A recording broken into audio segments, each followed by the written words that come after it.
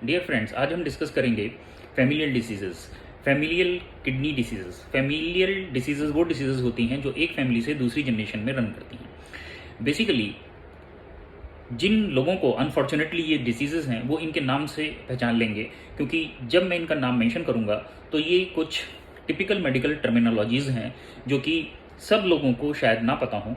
तो कौन कौन सी डिसीजेस फैमिलियल किडनी डिसीजेज हैं ये हम डिस्कस करेंगे और जानेंगे कि इनके नाम क्या क्या हैं। इसमें सबसे पहले आती है autosomal dominant polycystic kidney disease.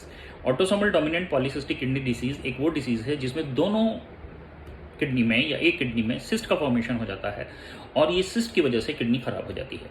ये बेसिकली हमें एडवांस एज में पता चलती है ये डिसीज़, और किडनी फंक्शन जो है वो धीरे धीरे प्रोग्रेसिवली खराब होता जाता है और फाइनली मरीज जो है वो डायलिसिस पर आ जाते हैं। दूसरी है ऑटोसोमल रिसेसिव किडनी डिसीज।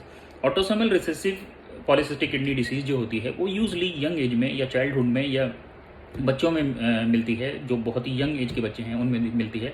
और ये डिसीज़ जो होती है वो यूजली इस डिसीज़ के होने की वजह से जो बच्चे हैं वो ज़्यादा सर्वाइव नहीं कर पाते अपना, मोस्ट ऑफ द चिल्ड्रन जो हैं वो अपना एडल्टहुड नहीं अप्रोच कर पाते हैं, और ये लीथल डिसीज़ होती है।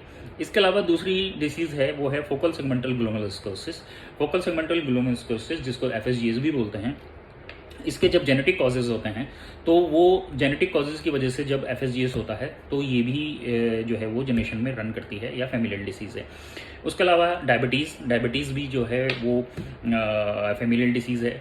नेक्स्ट है hypertension, diabetes, these both are disease are the familial disease. उसके बाद में आता है एल्पर्ट सिंड्रोम। एल्पर्ट सिंड्रोम में क्या होता है कि बेसिकली हियरिंग लॉस होता है और एक आई की प्रॉब्लम होती है और साथ में किडनी की प्रॉब्लम होती है। जब ये तीन प्रॉब्लम एक साथ एसोसिएटेड होती हैं इसको बोलते हैं एल्पर्ट सिंड्रोम।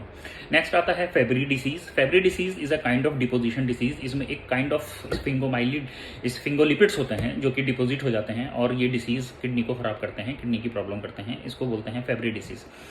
इसके अलावा hereditary interstitial diseases. Hereditary interstitial diseases के बाद नेक्स्ट है हाइपरयूरेसिमिक, फैमिलियल हाइपरयूरेसिमिक नेफ्रोपैथी।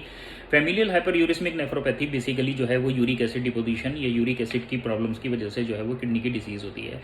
इसके अलावा सिस्टीन्यूरिया। सिस्टीन्यूरिया का मतलब ये है कि एक अमीनो एसिड होता है जिसका नाम होता है सिस्टीन, उसकी एबनॉर्मल मेटाबॉलिज्म की वजह से ये डिसीज़ होती है। और इसमें क्या होता है कि बेसिकली किडनी के साथ ये जो है रिलीज़ होता रहता है यूरिन में और उसके बाद इसका डिपोजिशन होता है, इसको बोलते हैं सिस्टीन्यूरिया। इसके अलावा एक और डिसीज़ है जिसको बोलते हैं एजरियार सिंड्रोम। एजरियार सिंड्रोम बेसिकली इसमें क्या होता है कि हाइपोपैराथायरॉइडिज्म होता है और उसके बाद में जो है डीफनेस होती है, यानी कि सुनाई कम देता है, और किडनी डिसीज़ होती है। तो हाइपोपैराथायरॉइडिज्म, डीफनेस, सुनाई कम देना और किडनी डिसीज जब ये एसोसिएटेड होती है इसको बोलते हैं एजरियार सिंड्रोम।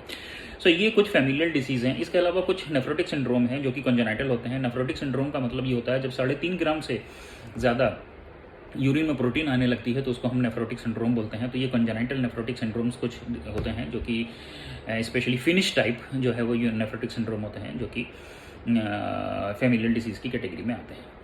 Thank you.